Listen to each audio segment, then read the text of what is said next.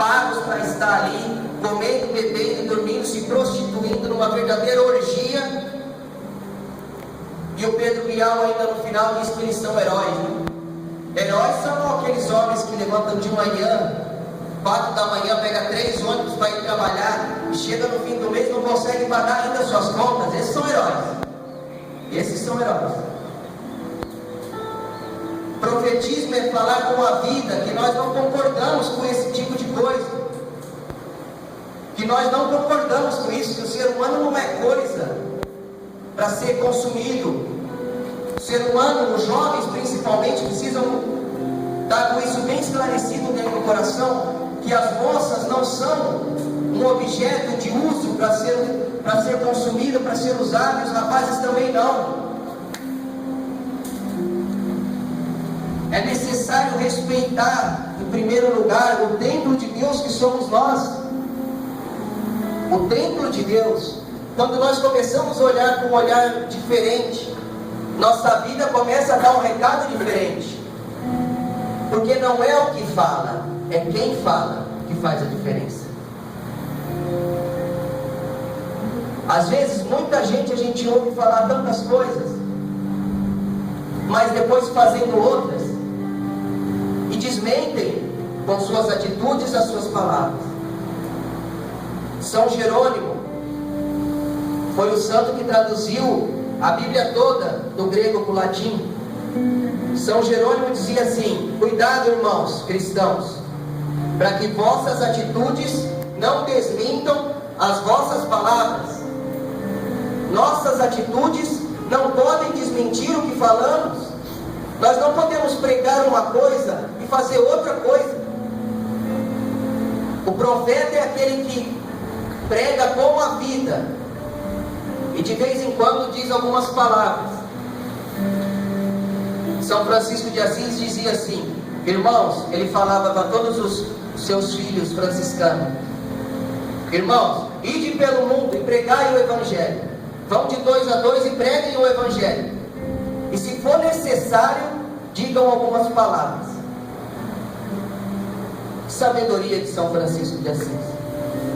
Ide pregar o Evangelho. E se for necessário, diga algumas palavras. São Francisco tinha plena consciência de que a pregação do Evangelho não se faz somente com palavras, se faz com a vida, se faz com as atitudes. Uma vez numa pastoral no Rio de Janeiro,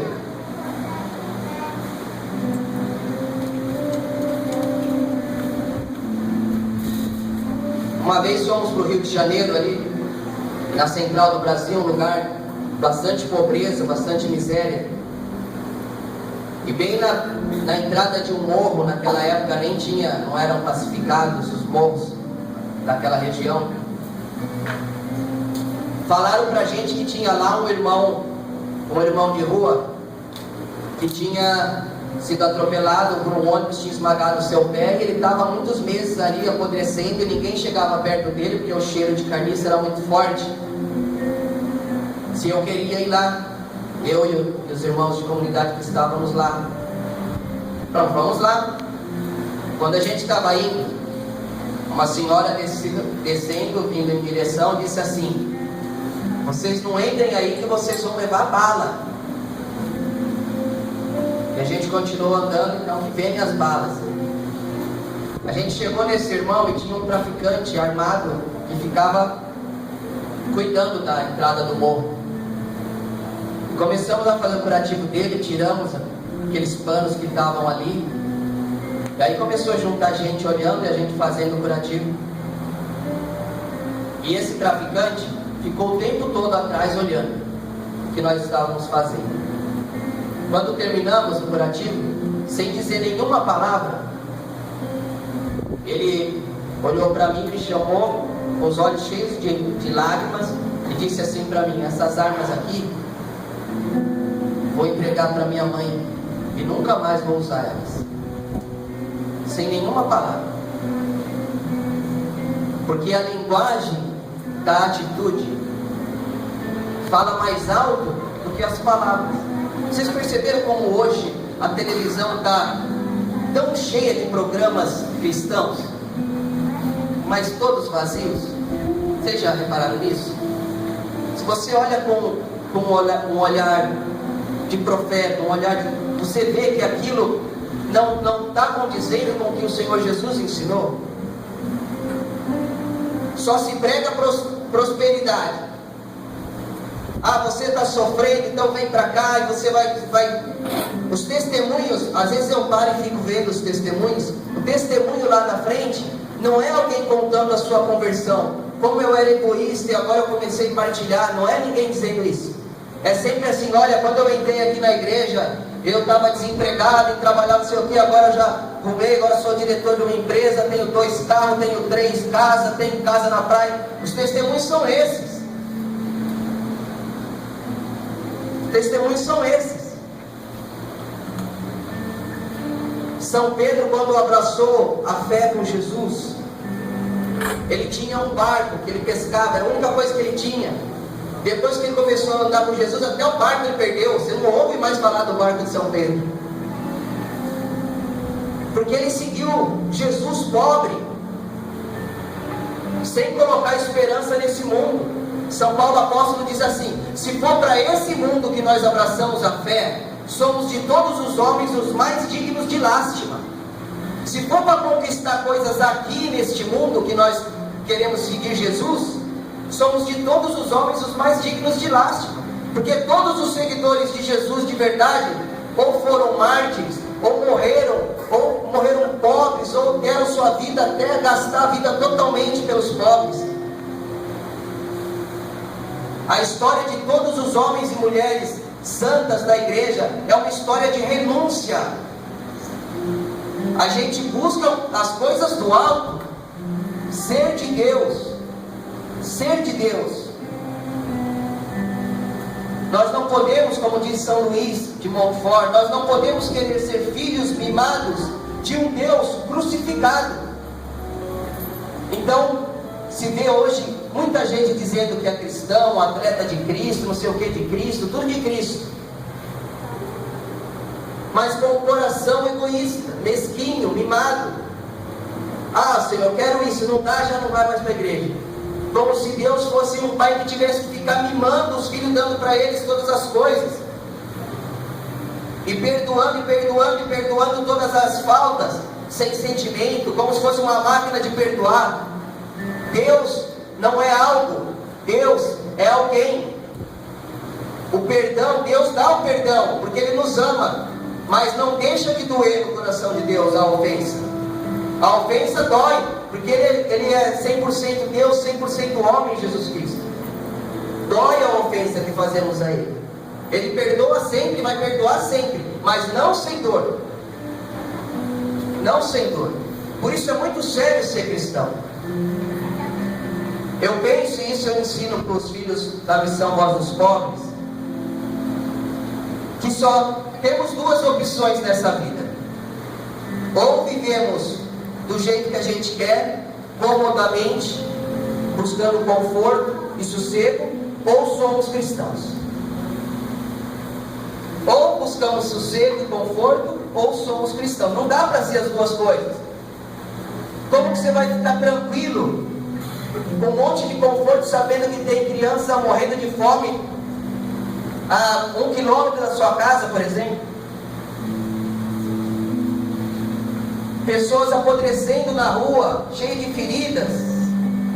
E eu podia dar 1000 exemplos aqui, de pessoas que estavam morrendo na rua, e um monte de cristão, inclusive às vezes com a Bíblia embaixo do braço, católicos também, às vezes de clésima, passando e o cara morrendo ali. E eles ficam invisíveis. Eu já tive várias vezes essa experiência de ficar invisível. É só você sentar do lado de um irmão de rua, na rua você fica invisível. Ninguém te vê mais, não te percebe. Você está ali como se tivesse uma lixeira ali, passam reto. Esses tempos atrás, ali na Praça da Liberdade, no centro de São Paulo, sentei do lado de um irmão de rua, e as pessoas passavam e ele pedia as coisas e ninguém fingiam que não ouvia, nem olhava. E eu fiquei admirando isso e prestando atenção. Pessoas, às vezes com crucifixo, às vezes com frases, com retratos de Nossa Senhora, às vezes com Bíblia embaixo do braço. Todos passavam e não viam Jesus que eles dizem buscar, caído ali. Bem-aventurados os que têm fome e sede de justiça, porque serão saciados. A vida de um profeta sacia, de certa forma, a sede de justiça. Porque o profeta não tem medo. Não adianta ameaça, não tem nada, nenhum tipo de ameaça que cale um profeta de Deus. Não tem. Se você de verdade tem sua vida em Jesus, se de verdade você crê que sua vida está na mão de Jesus, que nem o Papa Francisco, esses dias um repórter perguntou para ele: Papa Francisco, o senhor não tem medo, como o senhor está mexendo num formigueiro, o senhor não tem medo de ser assassinado? Ele falou: não, porque eu sei que coloquei minha vida nas mãos de Deus, e que antes da hora eu não vou. Eu só vou quando Deus permitir, porque Ele que é o que comanda tudo. Podem fazer o plano que quiser, só vou morrer quando Deus permitir. E quando Ele permitir, não tem nada que eu possa fazer para não morrer. Aí eu vou. A história da igreja é cheia de homens e mulheres como os mártires antigos, como esse menino de 13 anos que eu contei, como o coração do Papa Francisco. Na nossa comunidade nós temos como patrono Dom Oscar Romero. Quem já ouviu falar de Dom Oscar Romero? Levanta a mão. Dom Oscar Romero era um arcebispo de El Salvador que foi assassinado celebrando a missa, porque ele falava em favor da justiça, falava em favor dos pobres. Na hora que ele levantou o cálice com o sangue de Jesus, ele tomou um tiro de fuzil no coração. Ele caiu e o sangue que estava no cálice caiu sobre o sangue dele, e ali se misturou e ficaram um só, ele e Jesus. Não tinha medo. Mas para chegar a esse ponto, para morrer por Jesus, é preciso viver por Jesus. Morrer por Jesus não é uma situação mágica, não é uma força mágica que vem até você, é fruto de uma vida entregue ao Senhor Jesus. Você chegar a esse ponto de ter a vida pronta para ser arrebatada, pronta para ser entregue, é porque você tem que ter vivido já com Ele antes.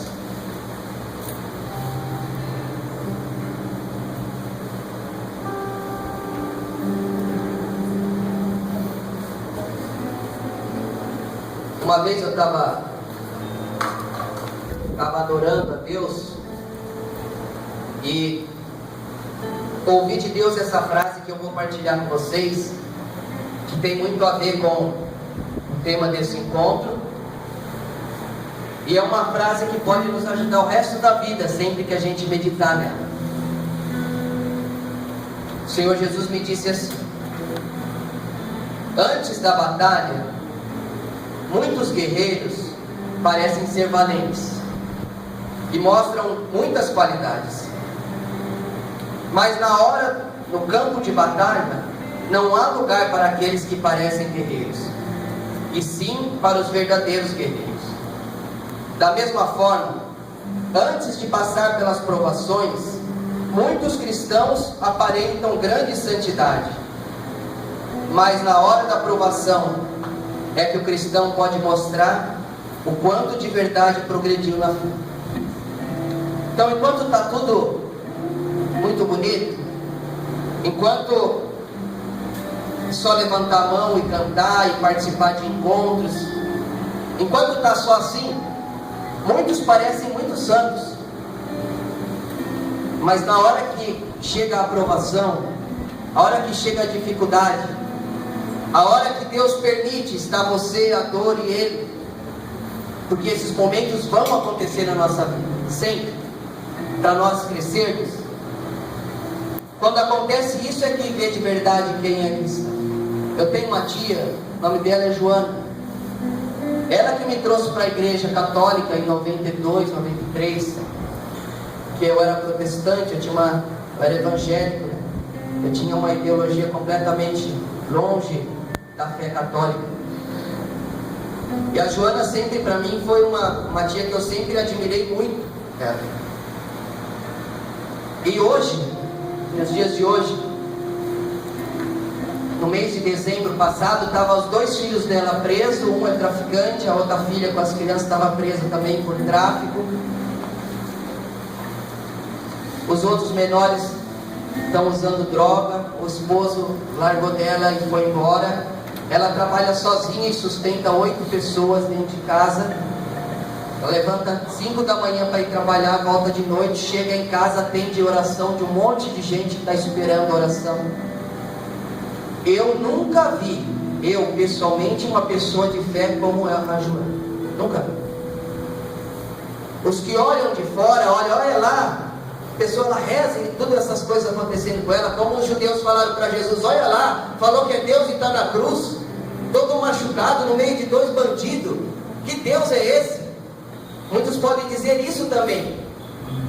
Que Deus que essa mulher serve, que está ali, tudo isso, não entendem o mistério da cruz de Jesus, que nós pregamos Cristo crucificado, escândalo para um, loucuras para outro, mas para nós, presença e força de Deus. Quando está no momento de provação assim, se entende quem é cristão de verdade. Santo Agostinho dizia assim, se você pegar um frasco de perfume e um frasco de lodo e balançar os dois com a mesma intensidade, o balanço, o chacoalho vai ser o mesmo nos dois, mas um vai exalar perfume e o outro mau cheiro. Vocês entenderam? Se você pega 2 frascos, um com perfume, um com lodo, e chacoalhar os dois na mesma intensidade, de um vai sair bom aroma, do outro um mau cheiro. Mesma coisa na fé. Tanto o cristão quanto o não cristão vão passar por provações. A diferença não é que o cristão não vai passar por dificuldades. A diferença é que quando ele passar por dificuldades, ele não vai exalar mau cheiro, ele vai exalar o perfume de santidade, da certeza de que a vida está em Deus. Então, essa mentira que os programas cristãos de televisão pregam, para de sofrer, aceita Jesus, prega exatamente o contrário que Jesus falou. Quem quiser me seguir, toma sua cruz e venha e me siga. Quem quiser, ninguém é obrigado, mas quem quiser seguir, toma sua cruz e vem atrás de mim, Jesus disse. E a pregação dos cristãos de hoje é a oposta. Você está sofrendo, aceita Jesus, para de sofrer. A propaganda de igreja hoje, para de sofrer. Eu nem gosto de chamar de igreja, que para mim são empresas que exploram, que roubam. E infelizmente até dentro da nossa própria igreja católica existe pessoas também que manipulam por causa de dinheiro, que vendem os sacramentos da igreja. É verdade. Você vai marcar um casamento às vezes dentro de uma igreja, você chega na secretaria, bom, eu quero casar, é tanto, já põe o preço, nem pergunta se você está preparado para o casamento, se você sabe o que é o sacramento do matrimônio.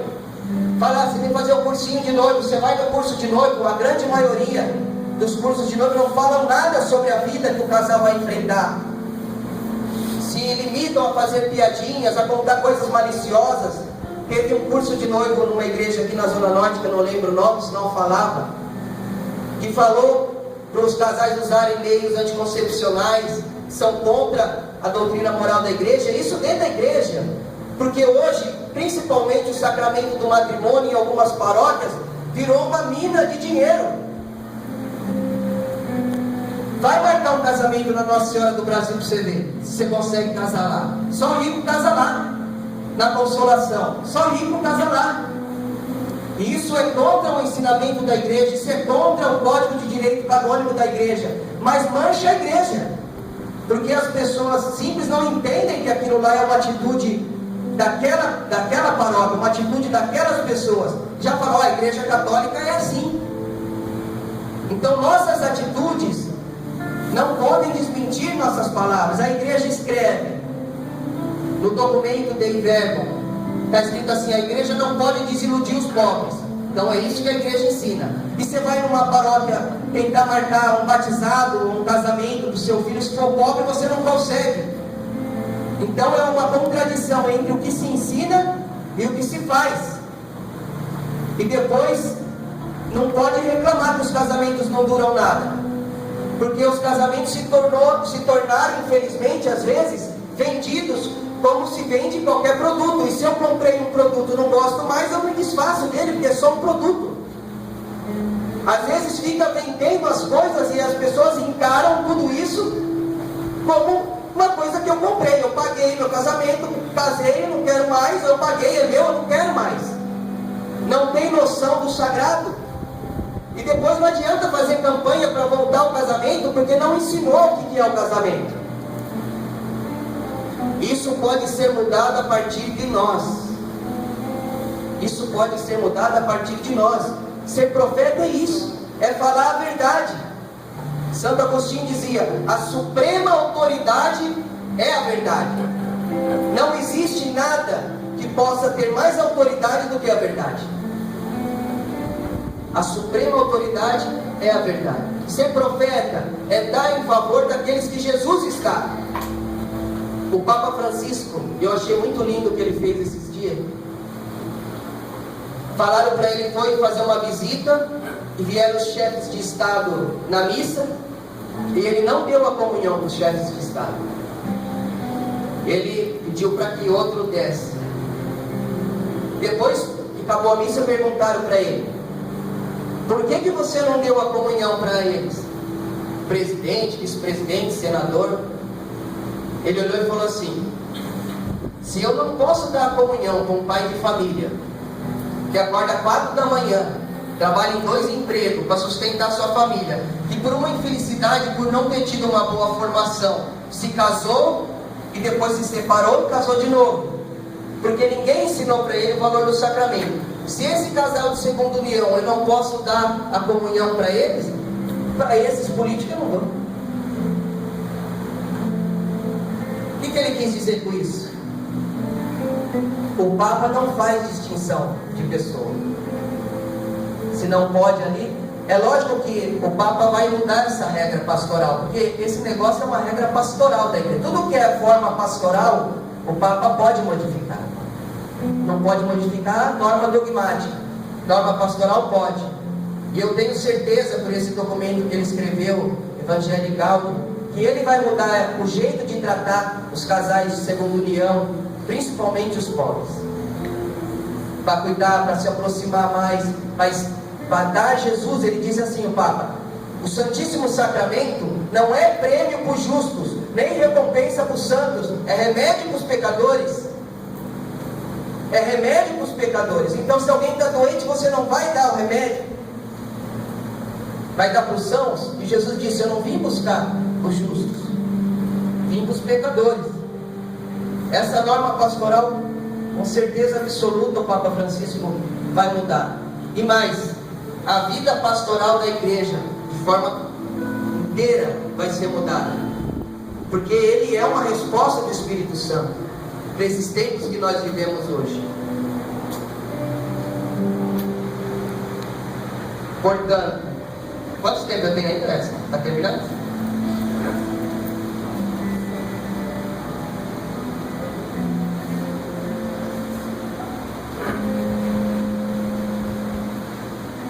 Em Romanos 10, 9 está escrito assim: portanto, Romanos 10, versículo 9: se com tua boca confessares que Jesus é o Senhor, e se em teu coração creres que Deus o ressuscitou dentre os mortos, serás salvo. Professar com a boca, crer com o coração. E crer é diferente de acreditar. Crer é pôr a vida naquilo ali. Padre Jonas Abib uma vez contou uma historinha para mostrar a diferença. Talvez algum de vocês já ouviram, mas o Padre Jonas, fundador da Canção Nova, disse uma vez a diferença entre o crer e o acreditar. E ele contou uma história. Um homem equilibrista atravessou um cabo de aço de um prédio para o outro,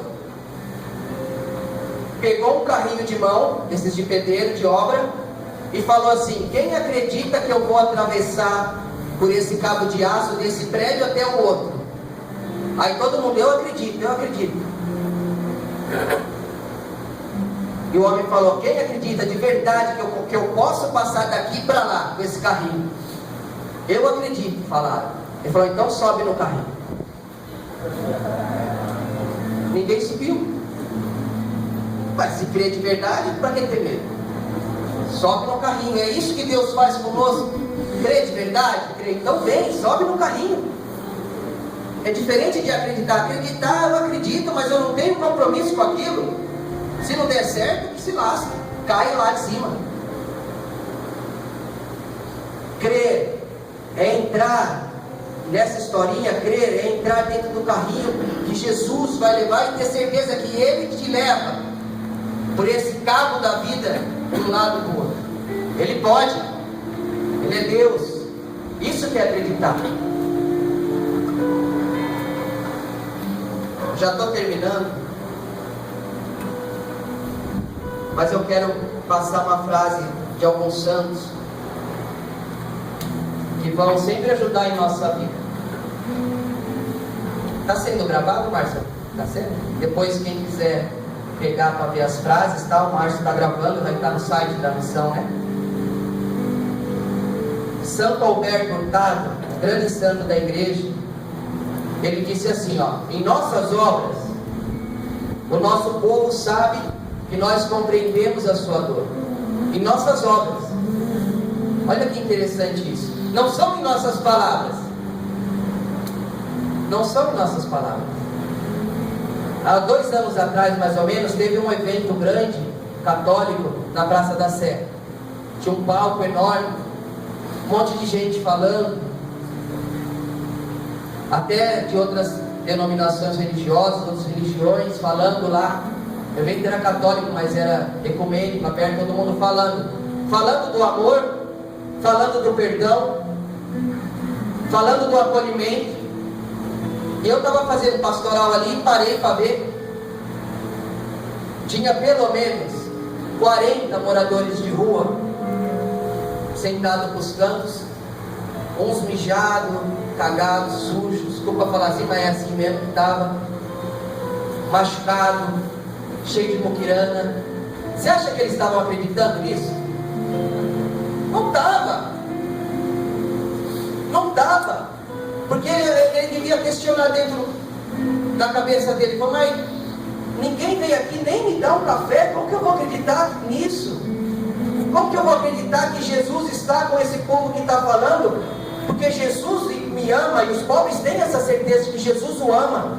Então quem é de Jesus para eles é aqueles que também amam. É aqueles que também estendem a mão.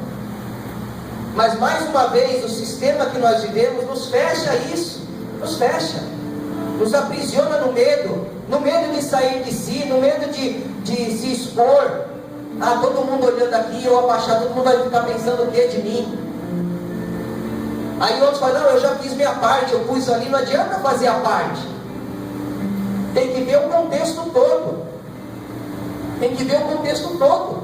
Não é só, vou fazer minha parte.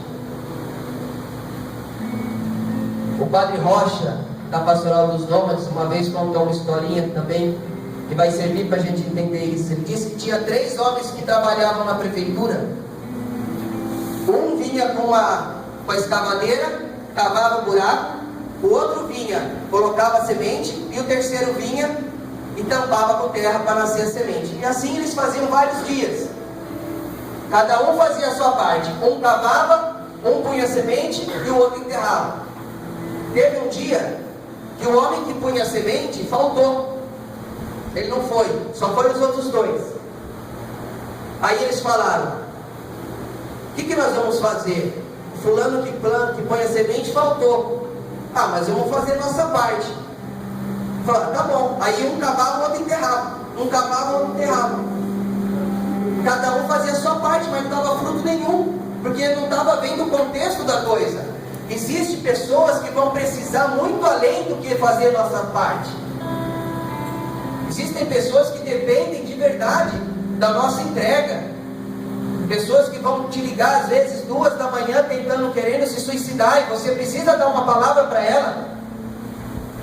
Vários casos eu tive que fazer assim, de conversar, de falar com a pessoa. Naquele livro do Pequeno Príncipe, o Padre Sérgio me deu uma vez, eu achei bem infantil assim, mas eu li, mas traz uma mensagem muito bonita, que diz assim: você se torna eternamente responsável por aquilo que cativas. Então, quando você prega o Evangelho de Jesus, e as pessoas se convertem ao Evangelho, elas vão ter você como referência. Então, quando elas se sentirem com problemas, elas vão ligar para você, elas vão querer conversar com você, e você precisa estar à disposição para isso. E isso gasta, isso cansa, mas você precisa. É pelo reino de Deus. Hoje nós vemos uma grande quantidade de pregadores profissionais, homens e mulheres que não têm nenhum vínculo com o Evangelho, nenhum compromisso verdadeiro com o Evangelho, dentro da Igreja Católica e fora da Igreja Católica.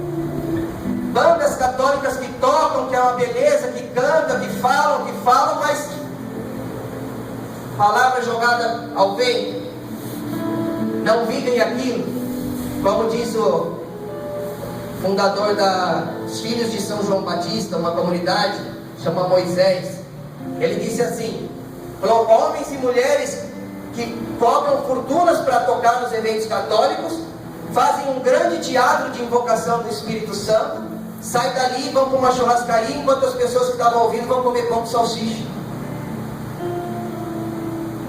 Mostrando que não tem compromisso, não tem vínculo, é tudo teatro. Existem bandas católicas por aí que cobram 40 mil para ir tocar no evento. 40 mil, estou cobrando mais que artista popular. Existem outros, tem um que eu não vou falar o nome em respeito ao sacerdócio dele, que cobra 100 mil para fazer um show. 100 mil para fazer um show. 100 mil. Como que, aí se você vai falar isso para eles, fala: não, mas 2 vezes por ano eu faço um evento beneficente, os pobres dá o resto. Então, uma comunidade pobre não pode trazer um grupo. Existe um grupo católico que foi tocar em Brasília, e eu sei porque nós temos missão lá em Brasília, num evento, cobraram 40 mil para tocar, a prefeitura pagou. Todo mundo de avião e hotel 5 estrelas para ficar, a prefeitura pagou. Foram lá pregar, cantar durante 1 hora. Depois do show deles, ia ter a procissão do Santíssimo Sacramento e um momento de adoração. Só que depois do show dele, a banda que ia vir faltou, não chegou no horário.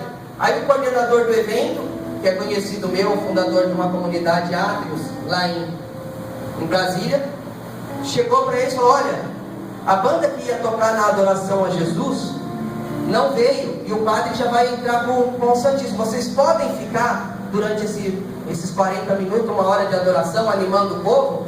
Eles falaram: não, isso não estava no contrato.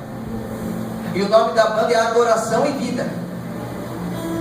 Adoração e Vida, hein? Não quis adorar porque não estava no contrato. Não quis adorar porque não estava no contrato. E se alguém da banda ver essa pregação na internet e quiser falar comigo, só vim para conversar. Porque a verdade é a suprema autoridade. As atitudes desmentem as palavras.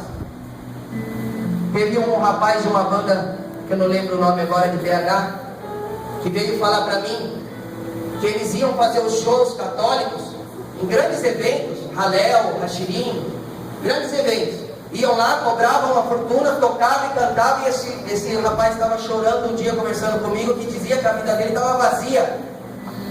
E ele, você olhando ele evangelizando no palco, você falava: o cara é o profeta dos profetas. E ele saía de lá triste, chorando. E ele disse para mim, falou: cara, você sabe o que é você pregar com uma multidão e sair dali e ir para um prostíbulo? Para isso tem sido a nossa vida lá. Não tem compromisso com as coisas que falam. Não não quer nem saber daquele povo, sai cheio de segurança. Ninguém pode tocar, é o artista.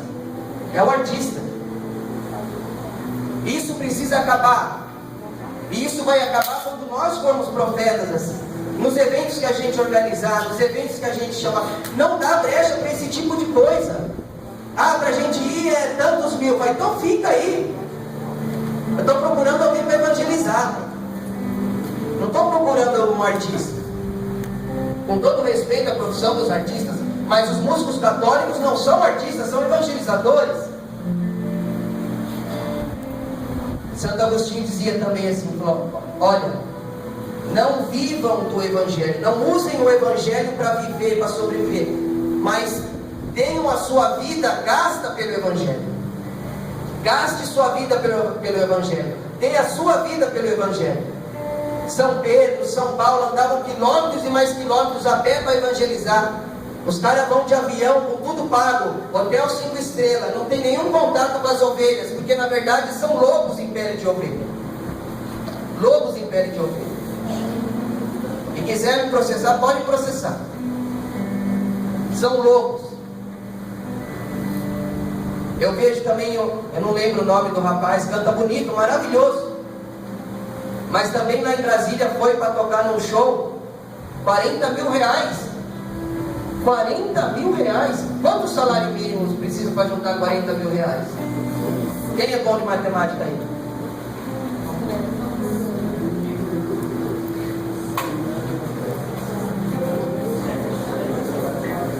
Quanto?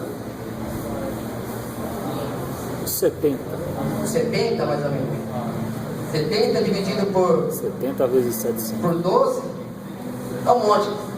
Sei que um pai de família teria que trabalhar vários anos para poder contratar uma banda dessa.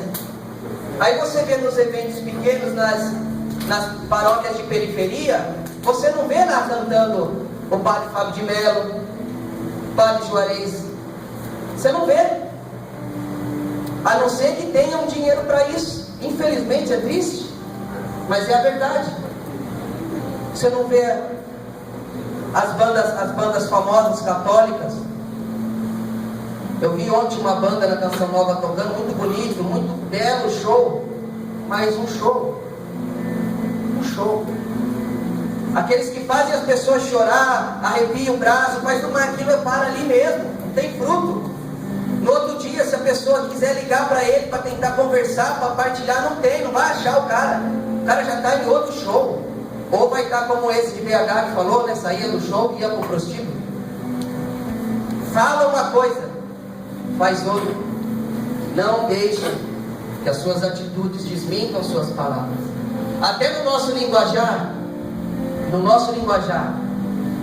é preciso vigiar. É preciso.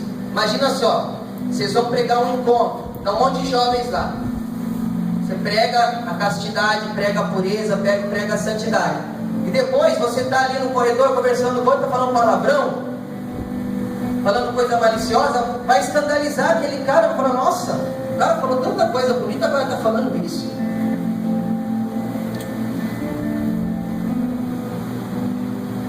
Termino com a frase de São Vicente de Paulo que diz assim: dedicar-se a Deus para servir os homens mais abandonados do mundo, isso é igual a ser mártir. Dedicar a Deus, se dedicar para Deus para servir as pessoas abandonadas, é a mesma coisa do que ser mártir, é a mesma coisa do que morrer por Jesus. Louvado seja nosso Senhor Jesus Cristo.